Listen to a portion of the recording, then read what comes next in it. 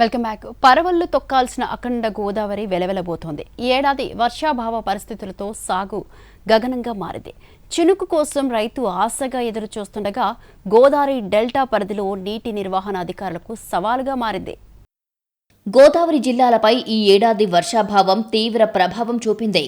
సాధారణంగా ప్రతి ఏటా ఈ సమయానికి భారీ వర్షాలతో గోదావరి ఉప్పొంగి ప్రవహిస్తుంది. అయితే ఈసారి పరిస్థితి తారుమారయ్యింది.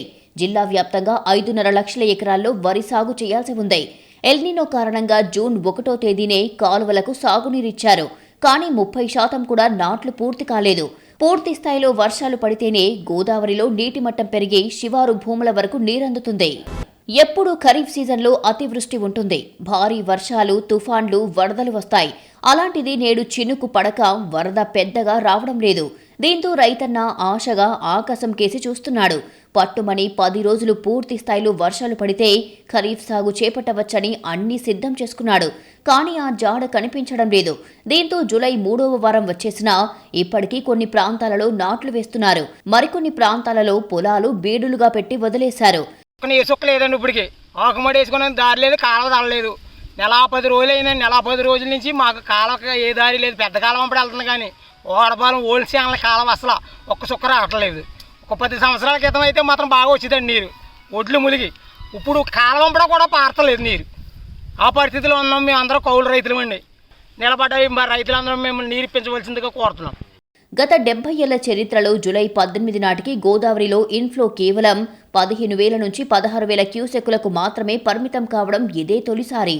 సాధారణంగా ఇదే సమయంలో 2 లక్షల క్యూసెక్కుల వరకు నీటి ప్రవాహం నమోదయ్యేది. దీనివల్ల డెల్టా ప్రాంతంలో సాగునీటి నిర్వహణ అధికారులకు సవాలుగా మారింది. అయితే అందుబాటులో ఉన్న నీటిని పొదుపుగా వినియోగిస్తూ డెల్టాలోని శివారు ప్రాంతాల వరకు సాగునీటిని అందించేందుకు అధికారులు ప్రత్యేక ప్రణాళిక అమలు చేస్తున్నారు.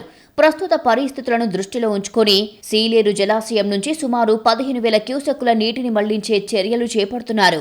దీంతో డెల్టా ప్రాంతంలో సాగునీటి అవసరాలను కొంతవరకు తీర్చే అవకాశం ఉందని అధికారులు భావిస్తున్నారు. మరోవైపు రానున్న రోజుల్లో భారీ వర్షాలు, వరదలు వచ్చే అవకాశాలను దృష్టిలో ఉంచుకొని డ్రైనేజీ వ్యవస్థను కూడా ముందుగానే సిద్ధం చేస్తున్నారు.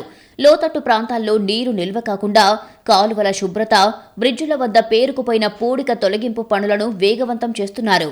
మొత్తానికి త్వరలో ఎగువ ప్రాంతాల్లో మంచి వర్షాలు కురిసే గోదావరిలోకి నీటి ప్రవాహం పెరగాలని రైతులు ఆశగా ఎదురు చూస్తున్నారు.